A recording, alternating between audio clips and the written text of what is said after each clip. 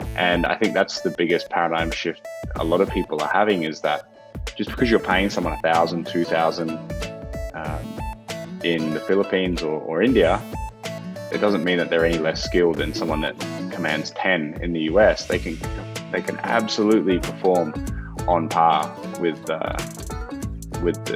those type of people. Making that sort of salary is what I've seen too. Yeah. Kurt Phillip, welcome to the ROI Online Podcast. Amazing, right?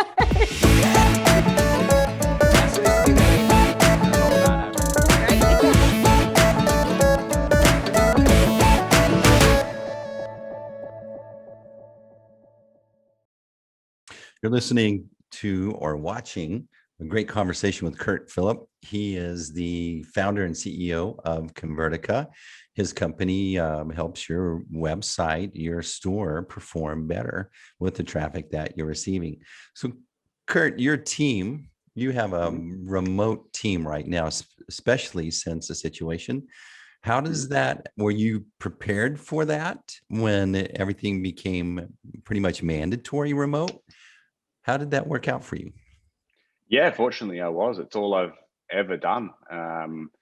Even when I first started, when I was 20, 21, something like that, I can't remember what it used to be. I think it used to be called Odesk or Freelancer or something like that. That's where I, started learning how to hire people from the Philippines, and that's the sort of culture I like to hire. I don't have anything against any other cultures, but Philippines I've worked with for over a decade, nearly 2 decades. But we were fortunately 100% virtual, 100% running over Slack and email and a bunch of different SaaS products when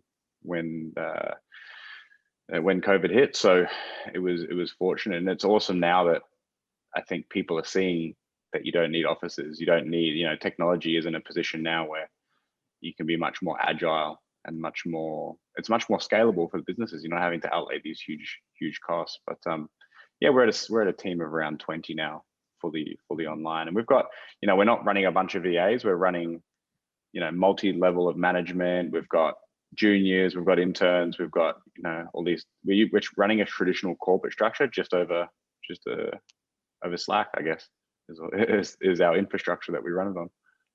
I think a lot of companies have been convinced in the past year that if they were resisting remote work or considering to be remote or wanting to avoid having to adapt to the new virtual world, they're thinking different now.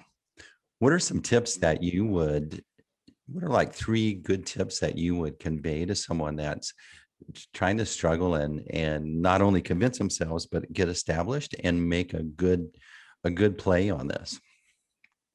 I think the biggest thing that a lot of people don't understand is just because you're in the US or just because you're in the UK and wages command a higher amount due to the local salaries, it doesn't mean that someone in the Philippines or India or the Ukraine isn't exactly on par with their level of skill, their level of motivation, their level of hustle. Because from what I've seen, I find it's more true in the Philippines or Ukraine or India. They have they don't have the government supporting them. They don't have these huge bailouts helping the keep like. They have to really grind. And a lot of these guys working online are supporting 2, 3, 4 generations of their family because they managed to jump on board of the internet wave when it hit. They didn't go to college. They just learned online, self-learned on YouTube and sort of just kept at it. And I think that's the biggest paradigm shift a lot of people are having, is that just because you're paying someone 1,000, 2,000 in the Philippines or India, it doesn't mean that they're any less skilled than someone that commands 10 in the US. They can absolutely perform on par with those type of people. Making that sort of salary is what I've seen too. Yeah. So the other day I got asked this question: How do you create and have a good culture when it's remote? How do you motivate people? How do you make them feel connected and a part of your organization? We spent a lot of time in the last year, especially creating a really healthy team culture. I read Powerful by the CEO of Netflix, which is a great book on how they built culture at Netflix, which is fully remote, and how they became one of the biggest companies in the world by doing so. So I took a lot of their page. I created a company culture document that outlines what our values are, what our, not so much what our mission is, but sort of what we're about and how we think about our clients and what our goals are and how we view staff. We don't have traditional bosses. We have expert parties, and then we have people. There's no barrier. Like, any staff member can talk to me if they need to. There's no like hierarchy. It's more of a modern structure. I think the team structure needs to, the team culture needs to come from the CEO down still. You need to still instill a very clear picture on what is the goals of the company. Like, what are you guys about? And really, I think having that culture doc really helped with that. And then we also do fun stuff, like during COVID in the Philippines, a lot of the guys, we used to have weekly co-working sessions where they go and meet up, they'd work on hard projects, goals, and so on. But they couldn't do that with the lockdown. The Philippines lockdown was pretty hardcore. But so they would just work together on Zoom, like for 8 hours a day, and the productivity went through the roof.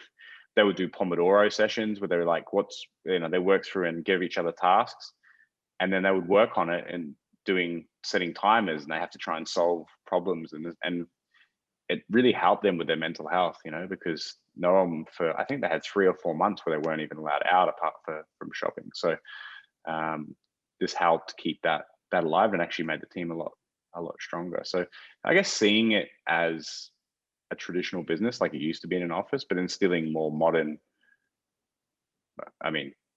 adapting to the modern conditions to make sure you feel like that, because we are still social creatures, right? So it's like you still do need that element. I think a lot of people lose that when they work online, just do it over email. I still do weekly calls, sometimes 2 with some of my senior members. So, and that's still important, even if there's nothing to talk about. Just getting on the phone and talking and chatting and asking how the family is and all these type of things are really important for the overall health and culture of the team. Yeah, I found that at first, well, we were kind of half and half. We had a HQ where a lot of people were coming in, but when this happened, we went fully remote. But we had been operating in a capacity that way, so it was an easy adaptation. But I feel our team came together even closer because we were navigating a challenge together as a team through a hard time. And on this side of it, it's really impressive. And it's like something that I think we're all proud of, that we made it through together.